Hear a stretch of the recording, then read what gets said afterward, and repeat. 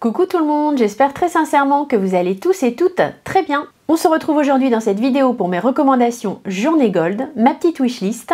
Et puis par la même occasion, même pour ceux qui n'ont pas la carte Gold, ce sera une petite vidéo mes produits favoris en ce moment chez Sephora. Alors vous allez voir cette vidéo, les Journées Gold seront commencées en magasin. Les Journées Gold vont en magasin normalement jusqu'au vendredi 4 octobre. Et comme d'habitude, normalement on va recevoir un code samedi 5 octobre pour la prolongation des Journées Gold sur le site du samedi 5 au lundi 7. En général, c'est à 14 h. Quand on aura le code, si je l'ai avant le montage, je vous l'insère au montage. Sinon, je vous le mets dans la barre d'infos et j'essaierai bien sûr de vous poster cette vidéo exceptionnellement un petit peu avant le dimanche pour que vous ayez le temps, si vous le souhaitez, de faire vos petits achats sur le site de Sephora. Je me suis maquillée aujourd'hui avec une partie des produits que je vais vous recommander dans cette vidéo. Vous aurez des petits inserts de l'application de ce maquillage et sans plus attendre, on commence. On va essayer d'aller un petit peu dans l'ordre d'un maquillage. On va commencer par les bases de teint. J'ai pas spécialement de base de teint à vous recommander. La base de teint, ce n'est pas quelque chose que j'applique systématiquement avant de me maquiller. Ça dépend aussi beaucoup de votre problématique de peau. Donc si vous cherchez une base de teint sur le site de Sephora, faudra aller un petit peu fouiner. Les bases de teint Laura Mercier sont très bien et répondent à plusieurs problématiques de peau. Dans les dernières bases que j'ai quand même bien aimées, il y a la Easy Blur de Huda Beauty. Petit insert d'application ici. C'est une bonne base. L'avantage, c'est qu'elle n'a pas de silicone. Pour les peaux qui sont un petit peu intolérantes au silicone, celle-ci n'en a pas. Je trouve qu'elle vient bien quand même flouter les pores et lisser le teint, mais son action n'est pas exceptionnelle. Pour ce qui est des fonds de teint fluides de teint, j'en retiens 4 à ce jour, ce qui est déjà pas mal. On va aller du plus léger au plus couvrant. Je ne peux que vous recommander le fluide de teint Sephora, il est pas très cher. C'est un produit qui fait bien le job. La couvrance va être un petit peu supérieure à une bébé crème ou une CC crème, tout en restant un rendu très naturel. Il est facile à appliquer. Au niveau de l'hydratation, il va convenir à tout type de peau. C'est ni trop émollient ni trop sec, ça va pas venir assécher votre peau. Je trouve que le rendu de ce produit est très naturel et légèrement un petit peu liftant sur la peau. Ce type de produit, vous pouvez l'appliquer très facilement le matin au doigt ou au pinceau pour faire un maquillage léger avant d'aller bosser ou make-up no make-up. Ce sera parfait. Deuxième fond de teint du moment que je ne peux que vous recommander, c'est le fond de teint en stick de chez Dior. Vous me le voyez appliqué aujourd'hui en teinte 2,5N. Ça va être un petit peu foncé pour l'hiver. J'aurais pu prendre la teinte 1,5N ou 2N, je pense. Je trouve que pour l'instant, sur mon teint, ça ne choque pas. J'aime beaucoup ce stick. Il est très confortable à appliquer. Crémeux, mais pas trop gras. Facile à estomper. Il est modulable. Vous pouvez avoir quelque chose de léger comme quelque chose de plus intense. Vous pouvez également vous servir en anti-cerne, mais pour anti-cerne, je trouve que c'est un petit peu gras. Conviendra, je pense, à tout type de peau parce que la formule est crémeuse mais non grasse. De plus, la formule stick, je trouve, est pratique parce qu'elle est facile à emporter.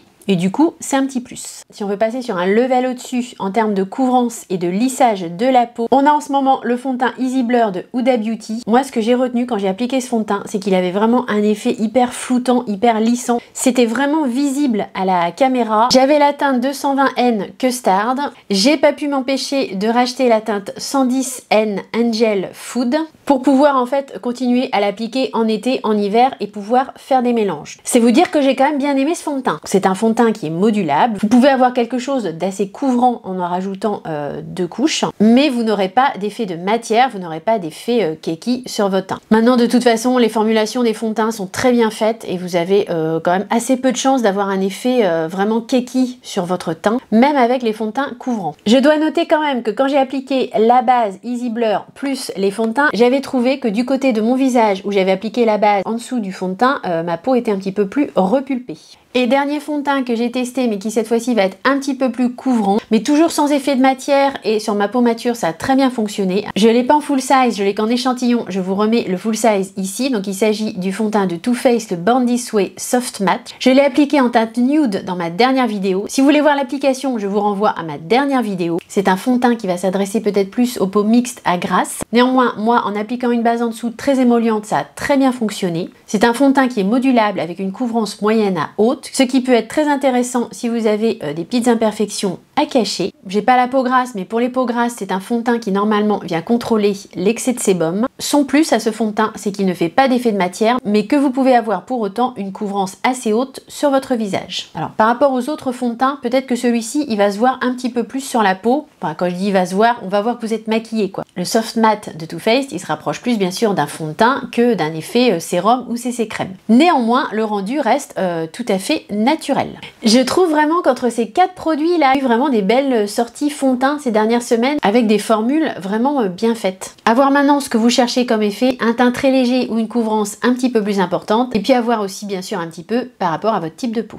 Bien sûr, dans mes recommandations Gold, je ne pouvais pas ne pas mettre les Forever Glow Maximizer de chez Dior. J'ai 6 teintes de ce produit, c'est vous dire si je les aime. Vous me voyez appliquer ici la teinte Pearly en guise d'highlighter. Et ces produits peuvent très bien s'appliquer sur les paupières, sur les lèvres, c'est multi-usage. J'ai les 6 teintes de ces produits. Je les trouve tous aussi beaux les uns que les autres. En guise d'highlighter, ça va vous faire quelque chose qui va se voir mais qui va pas marquer les pores de votre peau. Il y aura un petit effet highlighter mouillé. Sur les paupières, ça va venir illuminer votre regard. Et éventuellement sur les lèvres, ça va venir donner un petit côté glossy, brillant aux lèvres. Le deuxième produit en highlighter liquide que je ne peux que vous recommander, ce sont les Aqua Highlighter de Giorgio Armani. Alors, je n'ai testé qu'une teinte et je ne pense pas que j'en achèterai d'autres parce que je trouve la teinte que j'ai prise absolument magnifique et parfaite. Ça se présente comme ça. Je vous l'ai montré déjà dans une vidéo, la dernière ou l'avant-dernière, je ne sais plus. J'ai ici, moi, la teinte 03 qui est un peu un hybride entre un highlighter rosé et un champagne. Couleur là, elles se font mais parfaitement bien à ma carnation. La texture est très fine, c'est lumineux, mais comme vous voyez, il n'y a pas du tout de paillettes, ça ne viendra pas marquer les pores de la peau.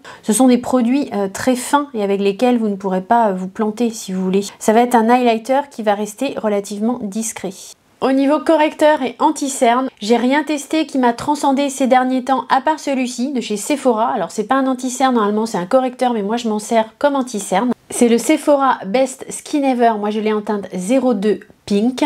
Alors ils mettent pink sur le 02 mais je trouve que c'est pas tellement rosé en fait. C'est une texture je trouve qui est assez légère, ça vient bien illuminer le regard. Moi j'ai des petits plis, ça les marque mais pas plus qu'un autre anti-cerne. À chaque fois que j'applique ce produit sur mes cernes et mes paupières, je trouve que ça vient vraiment bien réveiller mon regard. Je trouve qu'il y a un petit effet lissant, liftant. J'aime vraiment beaucoup ce produit qui est un correcteur mais que j'applique finalement en anti-cerne. Son bémol, il est cher en rapport qualité-prix parce qu'il n'y a que 5 ml dans le tube, c'est vraiment pas beaucoup. Et il est quand même en prix plein à 15,99 €. C'est finalement pas un produit petit prix, mais pour ma part, je trouve que la qualité est vraiment là. J'ai un autre produit aussi que je pourrais que vous recommander aux journées Gold. Alors, ce n'est pas du tout une nouveauté, mais je trouve que c'est un petit peu un incontournable à avoir dans ses tiroirs. Je pense qu'on est nombreuses à aimer faire des choses rapides et efficaces le matin. Et si vous voulez lisser, corriger et donner du peps à votre regard, mais sans passer par la case anti-cerne, vous avez la CC Eye de chez Herborian. Ce sont des pigments encapsulés. C'est tout à fait le même principe que la CC Crème. Ça vient prendre sa couleur sur la carnation lorsque vous venez chauffer la matière. À la rigueur, j'ai envie de vous dire, quand on commence à avoir des petits plis et la peau mature, vous pourrez très bien avoir que ça en guise d'anti-cerne. Ça fonctionne à merveille et je trouve que c'est vraiment un produit à avoir dans ses tiroirs.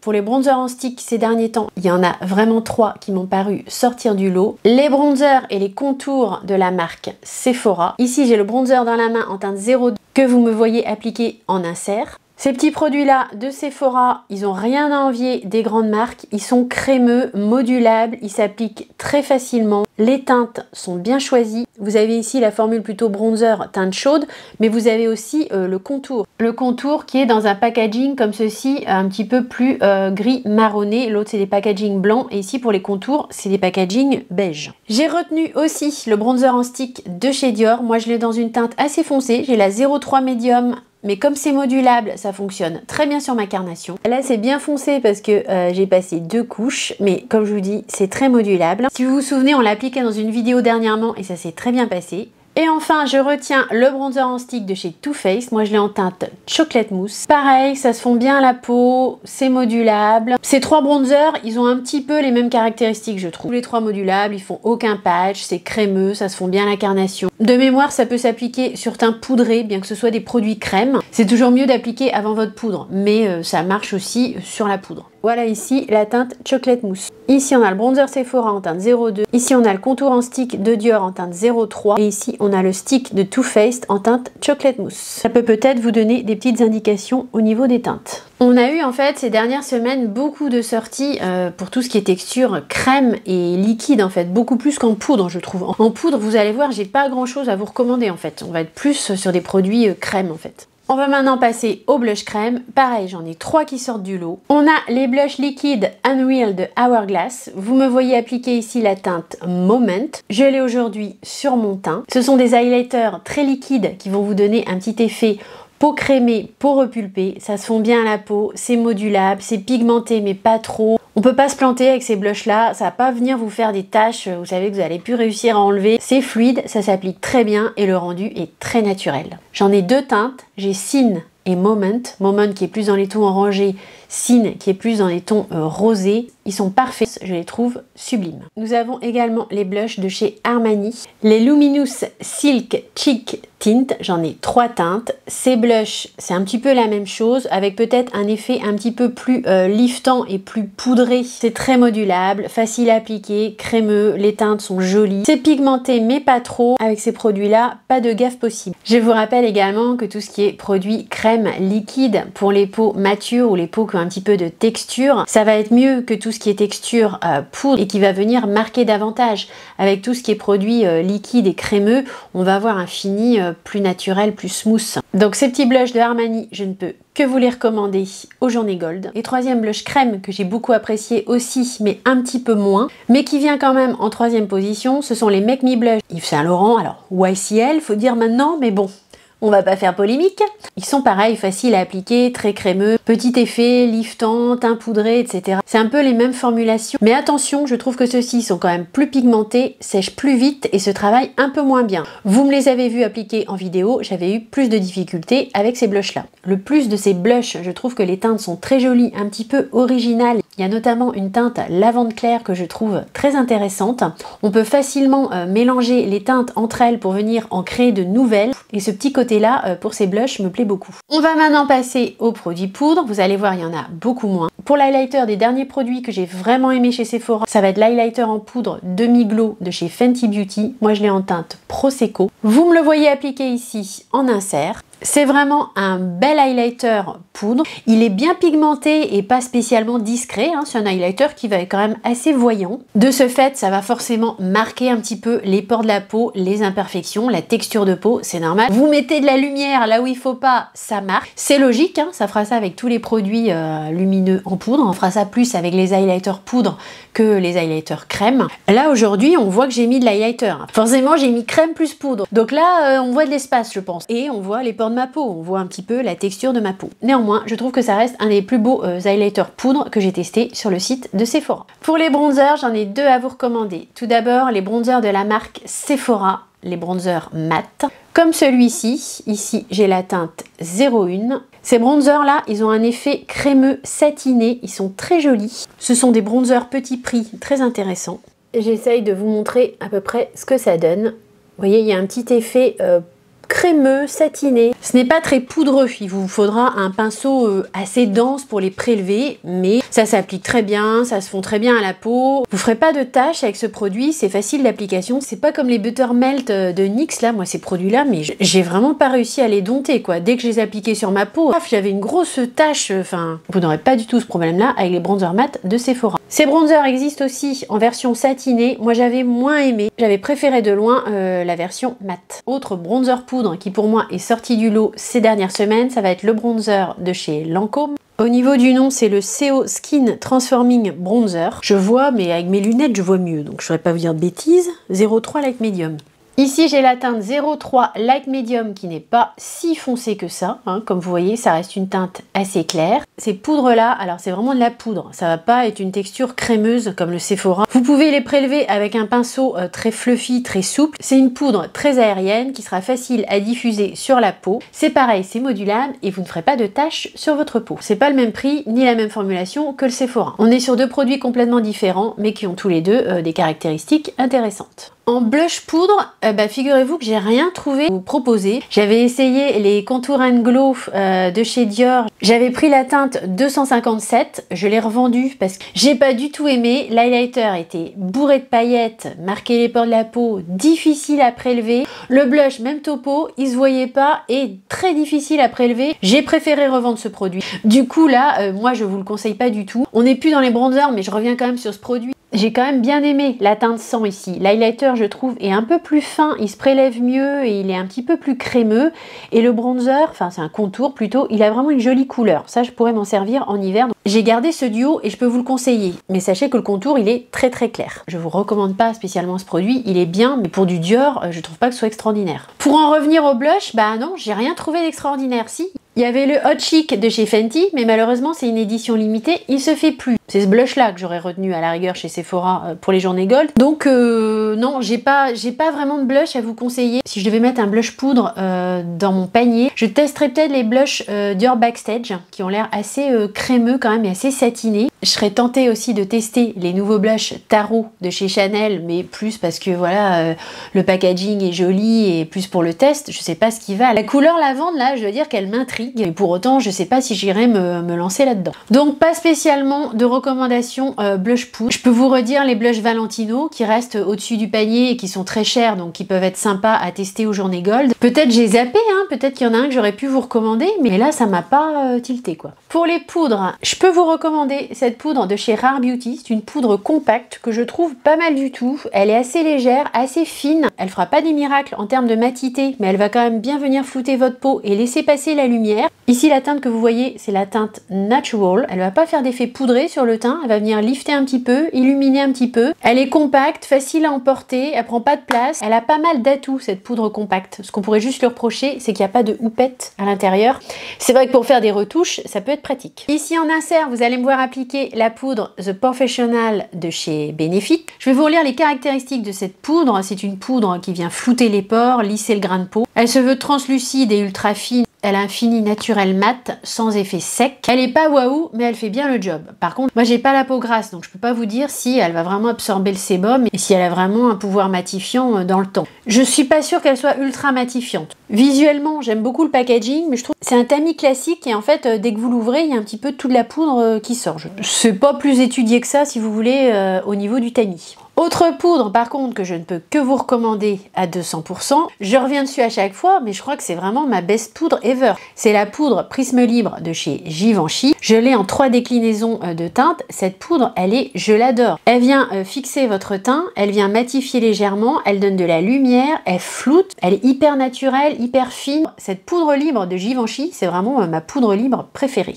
Et si je dis pas de bêtises, ils l'ont reformulée et je crois que la nouvelle formule est encore mieux que la précédente. Moi j'ai l'ancienne formule qui est déjà extraordinaire. Si la nouvelle est encore mieux, j'ai envie de vous dire, allez-y, foncez. On va essayer de faire que cette vidéo ne dure pas 100 ans, mais j'ai quand même pas mal de choses à vous présenter. Pour ce qui est des palettes pour les yeux, dernièrement j'ai retenu la Ethereal Eyes de Makeup by Mario. C'est vraiment une très belle palette. Les fards scintillants, lumineux, ils n'envoient pas du steak jusqu'à la lune si vous voulez, mais ils sont présents, ils sont discrets, ils sont quand même scintillants. Qui aujourd'hui sur ma paupière, mais j'ai mis un autre fard par-dessus, donc ça va pas être très parlant. Pour tout ce qui est maquillage du quotidien, discret, mais quand même qui se voit impactant, joli, je trouve que cette palette est parfaite, elle est facile. Les mats sont pigmentés, ils se travaillent bien, ils sont pas patchy, ils sont un petit peu poudreux, mais ils font pas de chute. C'est vraiment la petite palette facile à dégainer en toute occasion, j'ai envie de vous dire. Si vous aimez les tonalités un petit peu neutres, mais les maquillages quand même un peu élégants,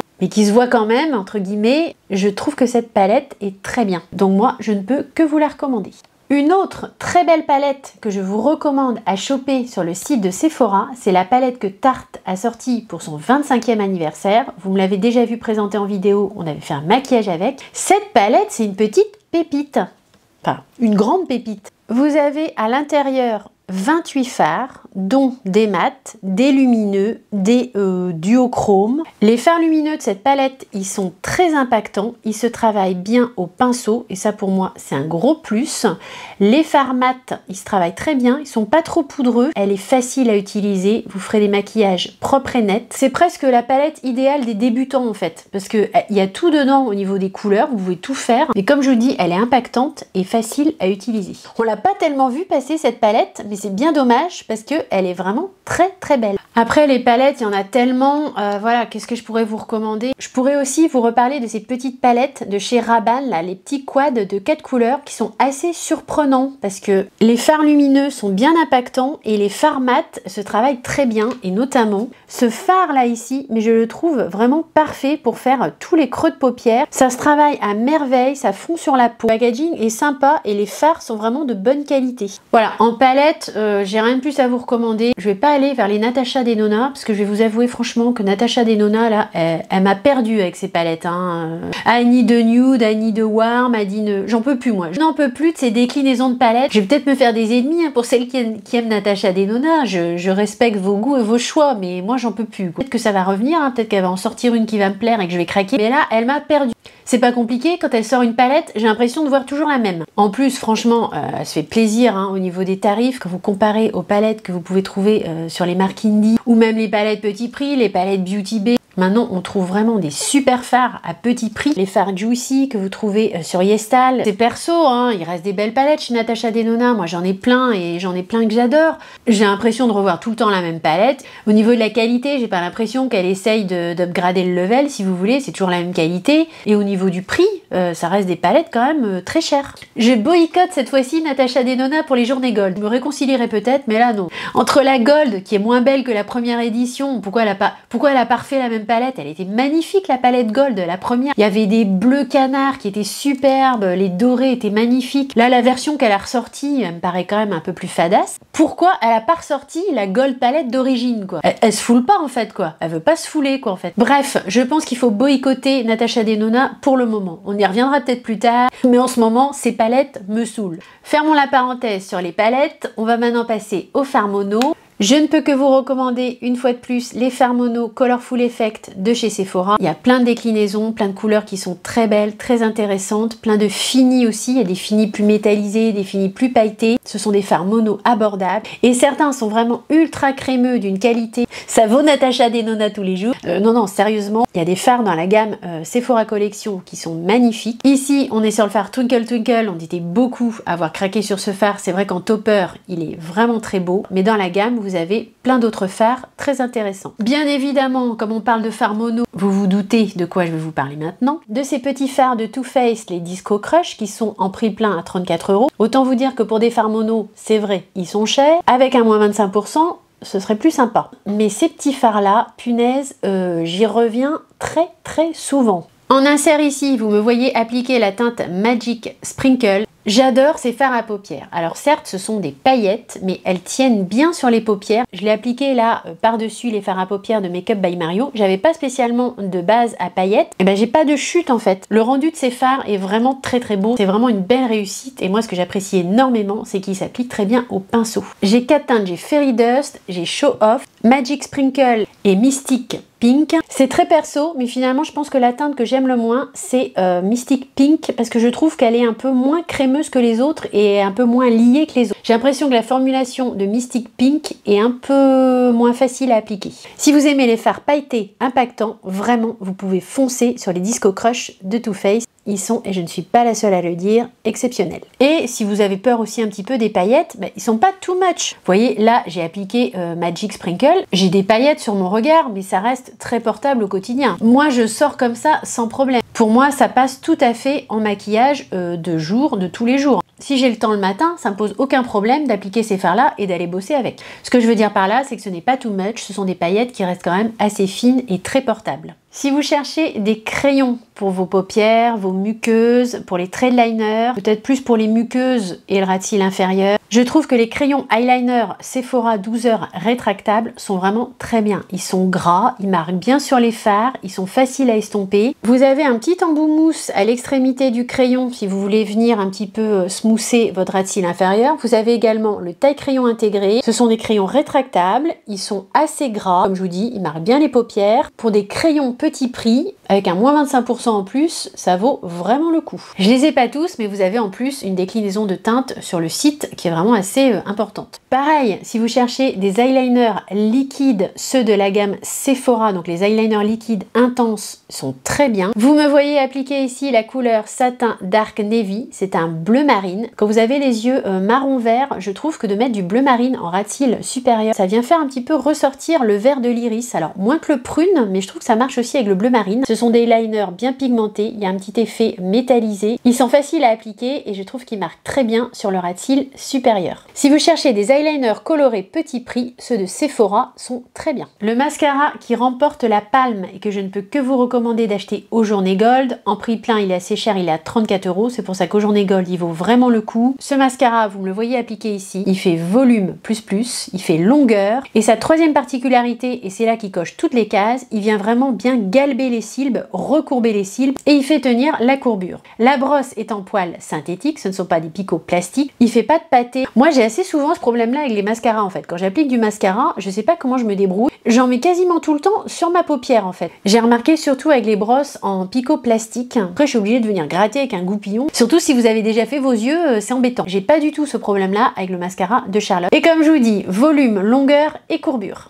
Très bon mascara. On passe maintenant à la catégorie rouge à lèvres, ça va être assez rapide. Les numéros 1 que je peux vous recommander, c'est les Gloss Bomb Stick de chez Fenty. J'en ai 5 teintes de ces produits. Vous me voyez appliquer ici la teinte Fenty Glow, qui est une teinte assez chaude qui tire vers le pêche. Ces gloss là, ils sont parfaits. Vous n'avez pas besoin d'appliquer de crayon sur vos lèvres. Pour autant, ça vient quand même bien teinter les lèvres. Ils sont non collants, très glossy, très brillants. Ils sont hyper confortables. Je trouve qu'ils donnent un petit air repulpé aux lèvres. Je vais en remettre un peu là avec vous. J'ai bu mon café donc c'est parti un peu, mais c'est des gloss, mais ils ont quasiment l'impact d'un rouge à lèvres. La formule de ces gloss là, elle est vraiment magique, hein. Ça donne un petit effet repulpé aux lèvres, c'est confortable, c'est brillant mais juste ce qu'il faut, les teintes sont jolies, ça s'applique facilement. C'est vraiment des méga pépites, ces produits là, je vous les recommande à 3000%. Limite, j'ai envie de faire des backups quoi. Bon, je vais pas en faire parce que j'ai 5 teintes, je les trouve magiques. Après, si on veut se tourner plus vers des rouges à lèvres, on a toute la collection Sephora, donc je vous ai déjà présenté dans des précédentes vidéos parce que vous savez que j'en ai acheté beaucoup. Il y a les Shimmer Shine donc qui vont être faits plus baume, rouge à lèvres mais baume, et il y a les Lacquer Shine donc, qui vont être un petit peu plus impactants et qui vont avoir un effet un petit peu plus laqué sur les lèvres. Ça reste néanmoins très portable au quotidien, c'est pas comme un rouge à lèvres foncé mat si vous voulez. C'est quelque chose que vous pouvez aussi appliquer facilement sans forcément appliquer de crayon à lèvres. Ça, ce sont de très bons rouges à lèvres aussi que vous pouvez trouver dans la gamme Sephora Collection. Idem hein, pour Sephora Collection, ils ont aussi une gamme de rouge à lèvres mat. Le packaging il est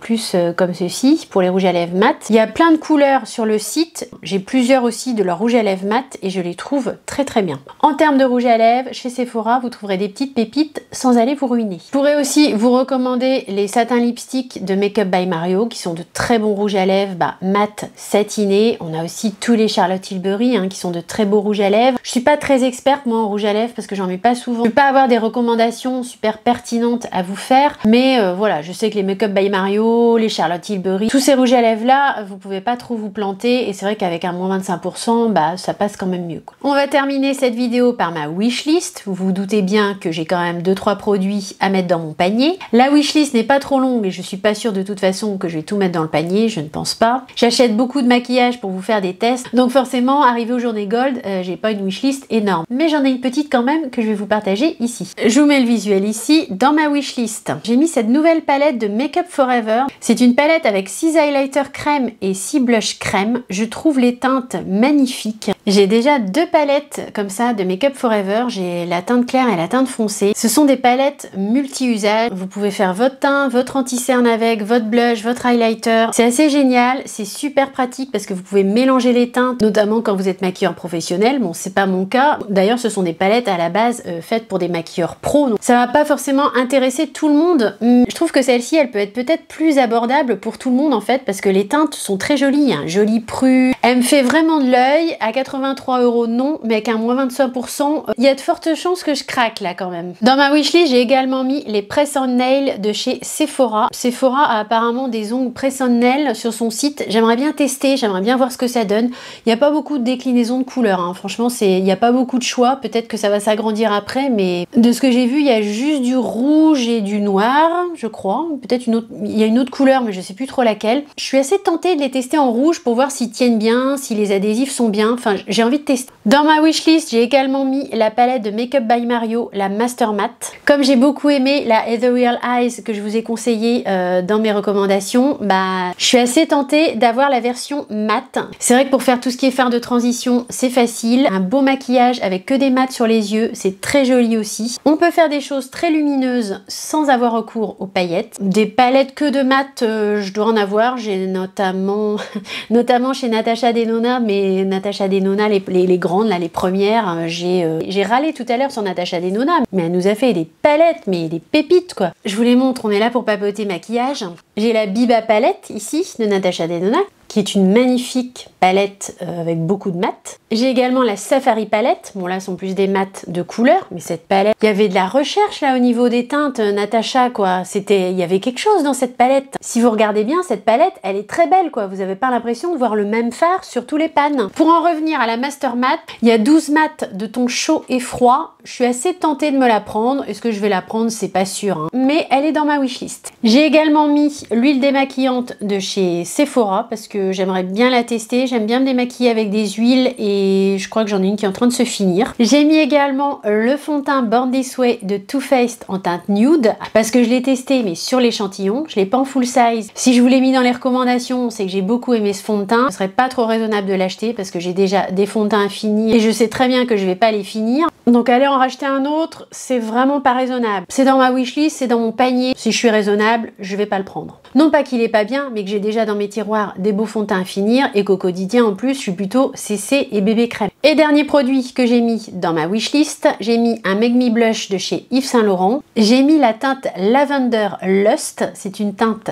très claire, mais j'aimerais bien avoir cette teinte là si vous voulez pour faire des mélanges avec la teinte 54 et 44 que j'ai déjà et pour créer en fait d'autres teintes de blush. J'avais swatché de mémoire cette teinte là chez Sephora, j'avais trouvé très jolie et j'avais trouvé qu'on pouvait bien la mélanger en fait si vous voulez aux autres blushs. Donc, ça c'est dans mon panier et je pense vraiment que je vais la prendre. Je vais certainement pas tout prendre, mais dans les plus on a quand même la palette de Make Up Forever et le Make Me Blush de YCL. Voilà, reste plus qu'à attendre le code pour commander sur le site. Moi, je peux pas aller en magasin parce que moi, en plus, cette semaine, mon magasin Sephora, il est fermé pour travaux. J'attends le code Gold du week-end. Si je l'ai avant de finir le montage, je vous l'incruste là, sinon il sera dans la barre d'infos. En tout cas, j'espère que vous aurez passé un bon petit moment en ma compagnie, que cette vidéo aura pu vous être utile. Si tel est le cas, n'hésitez pas bien sûr à mettre le petit like, le petit thumbs up. Si c'est cette vidéo qui vous a amené sur ma chaîne YouTube, n'hésitez pas à vous abonner pour ne rien manquer des futurs tests, crash tests et aventure make-up. Même si c'est les journées gold, essayez d'être raisonnable dans vos achats.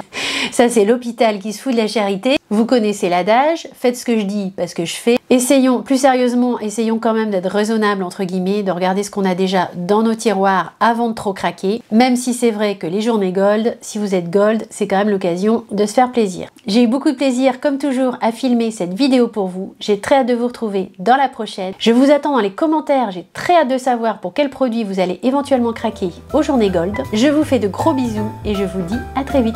Bisous, bye.